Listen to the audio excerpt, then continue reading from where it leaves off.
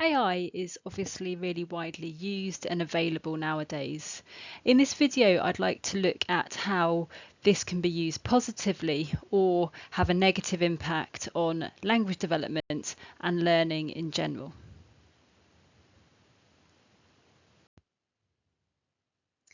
Okay, so we're increasingly seeing in lectures students translating the lecture slides and even the lecturer who's speaking. And the same happens in reading, we know. So journal articles, for example, being translated completely into another language. Now, I should start by saying that we completely understand the temptation to do this and why you might want to do this. But what I'd like to do is to highlight the dangers in doing this that you might not be aware of and the risk that it can have in your learning development. In particular, from a language point of view, it makes it much harder for you to develop the listening and the reading skills, and those then impact on your writing and speaking skills, and then can obviously have an impact on assessment. So why is this a problem? Well, first of all, you might get not fully accurate translation. While the tools are very impressive, they sometimes struggle with accents, fast speech, technical terminology. This can lead to misunderstandings or incomplete notes. They might also struggle to grasp some of the nuances of the lecture, maybe looking at gesture or where the lecturer was pointing, something else the lecturer was referring to, the tone of their voice that can affect the meaning. And the key reason I really want to come to is the way it affects you as a learner. When you rely on those the translation software, it makes you more passive. And it's also reducing your exposure to language. So when you're less exposed to English, you're not naturally developing the technical language that you're going to need to produce in assignments. Written or spoken. So this is a real issue that we're seeing, and we'd like to look at how actually you could be using that software to help you actively engage with your learning and develop the language that you need to succeed. So AI can also be used to help you to develop your language skills and to help you develop active knowledge about your subject and the language needed to communicate about it. So how can you go about this? Well, one way to start off with is you can ask AI to help you understand unfamiliar words, phrases or concepts. This is different from simply asking it to translate. This time you're asking it to explain again in English maybe the terms that you didn't understand the first time. So I've got an example here. I saw a phrase on some slides that I understand the words, but put together, I just want to see how I check that I've understood it completely. So the phrase that I've asked Copilot to explain is it's about composite materials, and it was this phrase, a multi-phase component having two or more dissimilar constituents to provide improved properties. Okay, so what did I asked Copilot to explain this in simpler terms? What did it come up with? Okay, so Copilot has explained it in one sentence. A multi-phase component with two or more different materials is designed to be stronger or work better than if it were made from just one material.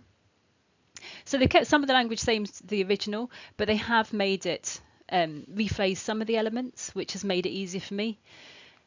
They've then also broken down the phrases. So multi-phase component. So that was one of the bits where I kind of understand what it means, but I was also a little unsure.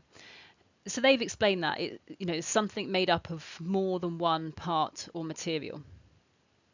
Then they've talked about two or more dissimilar constituents, improved properties. So I particularly found that breakdown helpful, but again, I wanted them to put it in a simpler sentence, and even that first sentence they gave me, maybe just a little another way. I wanted to see it again in another way. So I went back and asked Copilot again to put it into one sentence with simpler terms.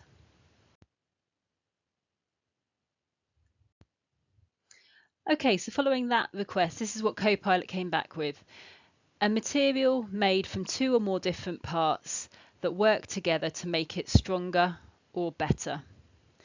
And that for me, although I can see now that that's what the original meant, it just feels much clearer. And from that, I can go back to the original and think, okay, the multi-phase component, that's the material made from two or more different parts. And it just gives me another way of looking at it. Like if I was talking to a person, I could say to them, what do you mean by that? I can't always do that in a lecture, or about all of the things that I might like to, but with Copilot, I can ask it questions. Obviously, I still need to be thinking because, as I've said, it could misunderstand um, a question or some of the technical terms, but it is also a helpful tool. So why is this valuable? This is valuable because it actively engages the person, me in this case, with the content. I had to ask the questions. I had to work out, what do I not understand? How can it explain it? Has that helped me to understand it? By doing this in English rather than simply asking it to translate it, it exposes me to more relevant language. When you translate it into another language, it's actually developing your other language, not necessarily English. So it's exposing to more relevant language. It's also making me actively use language myself, which is really important in the construction ideas and my own communication skills. This is all modelling the way of communicating information in different ways.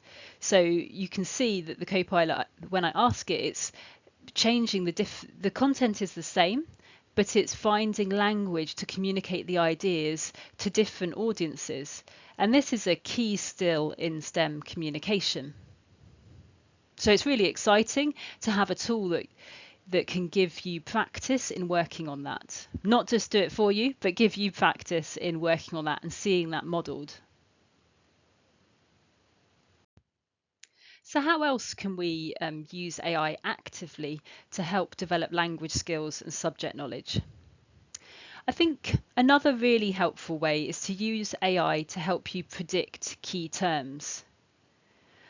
Whether or not English is your first language, as you move into a new subject area, there will be new words that you don't know.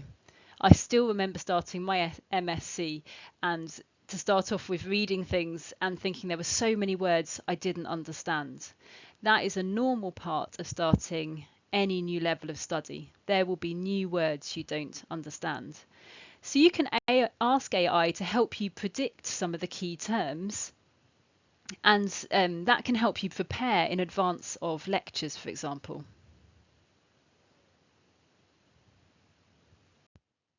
So here I've asked Copilot to give me 20 key terms that would be helpful in discussing material composition. So to help me understand a lecture about materials, I've asked it to give me a list for 20 key words. After it did produce me the list about material composition, but when I looked at the list, I realised actually it wasn't quite what I was looking for, and it helped me to think what I'm really looking for is language about the structure of materials. So I went back again and asked for 20 key terms about the structure of materials. And this is the list that it came up for me. So obviously, this isn't guaranteeing that these words will then come up in a lecture, though I was interested to see how many of the words on here did come up in a lecture, a colleague's slide that I was looking at. So they can be a really helpful tool. Obviously, again, you need to be careful to ensure that on technical words that it has got the precise meaning, but it is a really useful tool needed to be used actively by you, thinking about it, that can help you understand. Obviously, I could go back and ask for it to provide images or to explain them in different ways if I wanted to, but because I'm building my vocabulary in English and finding different ways to communicate about these terms, it's really helpful for that flexibility in communication and helping build that vocabulary at the start when it can be quite daunting and quite hard at the start of an MSc when you feel like there's so much vocabulary you don't understand. So here again, I'd ask them to simplify some of that vocabulary further. Okay, so in summary, I would really stress the importance of being aware of the dangers of over relying on AI for translation. This really can lead to passive learning and a real lack of exposure to the language you need to succeed. And this has an impact on assessment.